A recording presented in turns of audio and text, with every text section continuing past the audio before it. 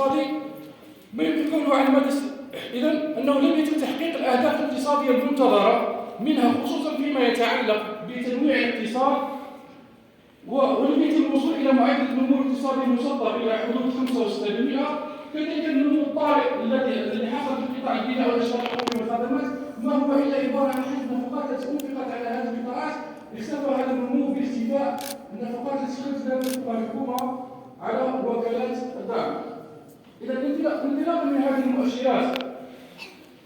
هذه المؤشرات الاقتصادية والتي لم تواكب تلك البرامج والمبالغ الضخمة التي وضعت أو صرفت على هذه البرامج، يقودنا الحديث عن الواقع الاقتصادي التي تعيش الواقع الاقتصادي للمؤسسات الاقتصادية باعتبارها هي المولد للقيمة المضافة والمحرك العجلة الاقتصادية.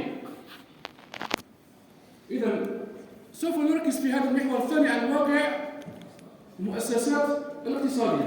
فمن خلال المنحنى نلاحظ تطور رهيب في عدد المؤسسات الاقتصادية، حيث كان العدد تاعها حوالي 288,587 مؤسسة سنة 2003 ليرتفع ارتفاعا مستمرا ليصل سنة 2019 إلى 1,022,620 مؤسسة سنة 2019، وهذا بفضل دائما مشاريع وكالات الدعم والاستثمار.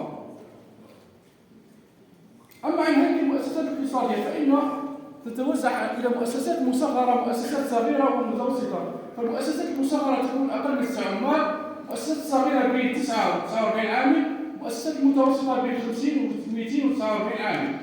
فنلاحظ من خلال النسب المعطاة سنة 2019 أن نسبة المؤسسات المصغرة تشكل حوالي 97%.